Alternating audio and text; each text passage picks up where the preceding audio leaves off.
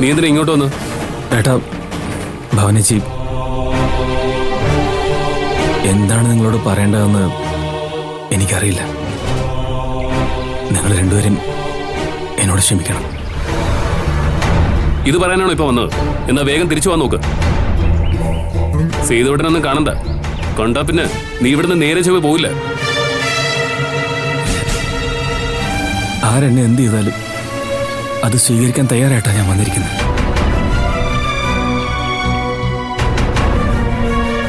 Licence ഇല്ലാത്ത നാവുകൊണ്ട് ഞാൻ നിങ്ങളെ രണ്ടുപേരെയും എന്തൊക്കെയോ പറഞ്ഞു. അതിന് നിങ്ങൾ രണ്ടാളും എന്നെ തല്ലുകയും ചെയ്തു. അതെല്ലാം എൻ്റെ സ്വന്തം ചേട്ടനും ചേച്ചിയും എന്നെ ശിക്ഷിച്ചതുപോലെ ഞാൻ കണ്ടിട്ടുള്ളൂ. ജയേഷ, മനസ്സിലാവാത്തോണ്ട് ചോദിക്കാം, എന്താ നിന്റെ ഉദ്ദേശം? എനിക്ക് ഭാനുവിനെ ഒന്ന് കാണണം ചേച്ചി.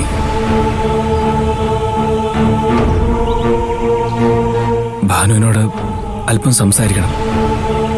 അതിനുശേഷം ഞാൻ പൊക്കോളാം. ഒരിക്കലും നടക്കില്ല. ജയേഷ, നീ വന്നതുപോലെ പോ നോക്ക്.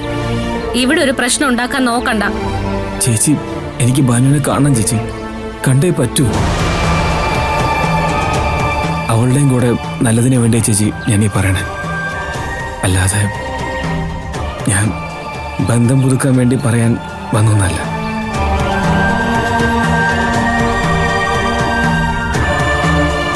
ഭാവന, ഇവനോട് സംസാരിക്കാൻ ഭാനുവിന് സമ്മതമാണെങ്കിൽ സംസാരിക്കട്ടെ. വാ.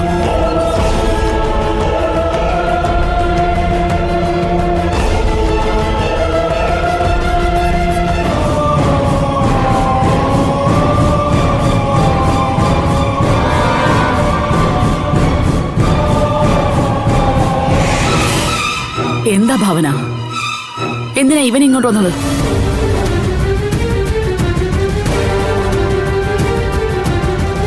അമ്മ, ജയേഷിന് ഭാനുവിനോടൊന്ന് സംസാരിക്കണമെന്ന്.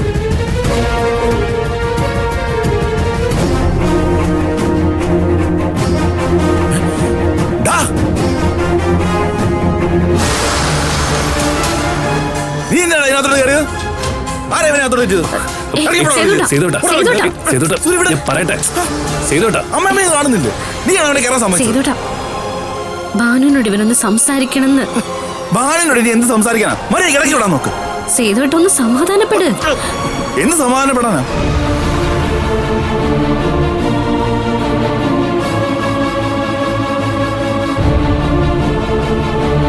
ഭാവനെ, വെറുതെ എന്നെ ദേഷ്യം പിടിപ്പിക്കരുത്. ഇവൻ വീട്ടിൽ വന്നിരിക്കുന്നത് കുഴപ്പമുണ്ടാക്കാൻ വേണ്ടിയാ.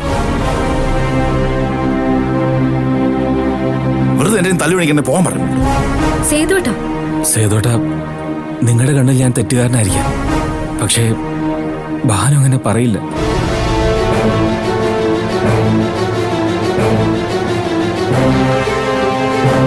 ഞാനിപ്പോ വന്നത് നിങ്ങളെ ആരും വിഷമിപ്പിക്കാനോ ഒരു പ്രശ്നം ഉണ്ടാക്കാനോ അല്ല.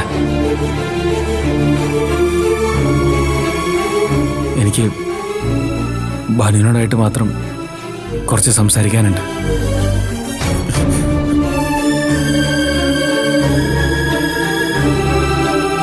അത് ഭാനുവിന്റെ നല്ലതിന് വേണ്ടിയിട്ടാ. പറ്റത്തില്ലെന്ന് പറഞ്ഞില്ലേ നിന്നോട്? സേതുവേട്ടാ, ജയേഷിനോട് സംസാരിക്കാൻ ഭാനുവിന് സമ്മതമാണെങ്കിൽ സംസാരിക്കട്ടെ.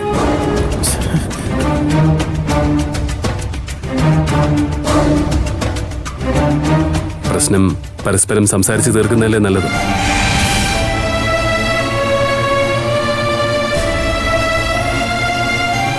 ഭാനു, ജയേഷിനോട് സംസാരിക്കാൻ നിനക്ക് താല്പര്യമുണ്ടോ? ഇല്ല.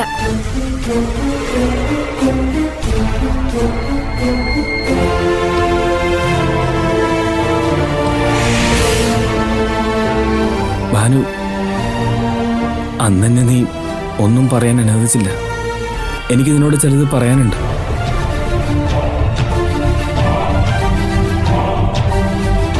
നീ ഓക്കെ ആണെങ്കിൽ മാത്രം മതി. അല്ലെങ്കിൽ ഞാൻ പൊക്കോളാം. എന്താ പറയാനുള്ളത്?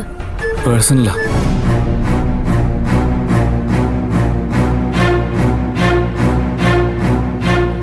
എന്തെങ്കിലും കാണിക്കും.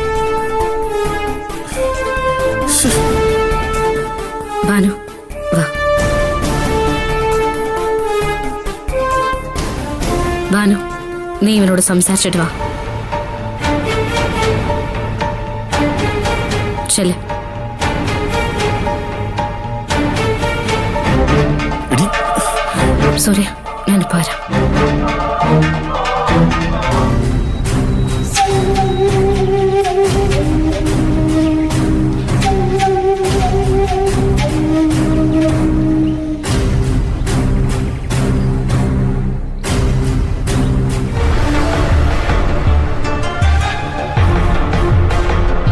ഇത്ര പെട്ടെന്ന് നമുക്കിടയിൽ ഇങ്ങനെയൊക്കെ സംഭവിക്കുമെന്ന് ഞാൻ കരുതിയില്ല. നമ്മൾ തമ്മിൽ പരിചയപ്പെട്ടതും പരസ്പരം ഇഷ്ടമാണെന്ന് പറഞ്ഞല്ല, ഇന്നലെ നടന്ന പോലെ തോന്നുന്നു. ഇനി അതൊന്നും പറഞ്ഞിട്ട് കാര്യമില്ലെന്നറിയാം. ഇതൊക്കെ ഓർമ്മപ്പെടുത്താനാണോ ഇപ്പൊ വന്നത്? എന്തോ പറയാനുണ്ടെന്ന് പറഞ്ഞപ്പോ ഞാൻ ഇറങ്ങി വന്നത് മറ്റൊന്നും കൊണ്ടല്ല, സേതുവേട്ടനെ പേടിച്ചിട്ടാ. സേതുവേട്ടൻ വയലുണ്ടായ പിന്നെ എന്താ സംഭവിക്കുന്നതെന്ന് പറയാൻ പറ്റില്ല. അതുകൊണ്ട് വല്ലതും പറയാനുണ്ടെങ്കിൽ പറഞ്ഞിട്ട് പൊക്കോ, ഇല്ലെങ്കിൽ ഞാൻ പോവാ.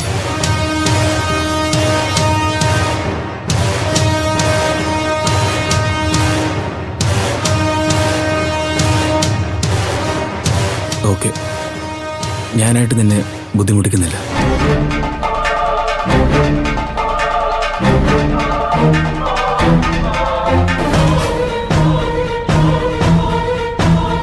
ദാ.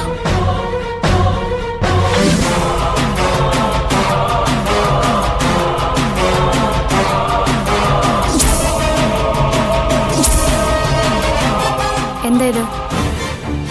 എൻ്റെ കയ്യിലുള്ള എല്ലാ തെളിവുകളും നിന്റെ വരത്തേട്ടനയിൽ കൊടുത്തിട്ടില്ലായിരുന്നു. എന്തോ പൂർണ്ണമായും താനുമായിട്ടുള്ള ഓർമ്മകൾ ഒഴിവാക്കാൻ കഴിയാത്തതുണ്ടാവും ഞാനിത് സൂക്ഷിച്ചത്.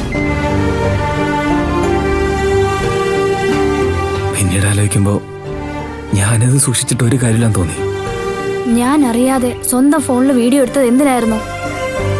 എന്നെ മനഃപൂർവ്വം ചീറ്റ് ചെയ്യാനല്ലേ? ഒരിക്കലുമല്ല ബാനു.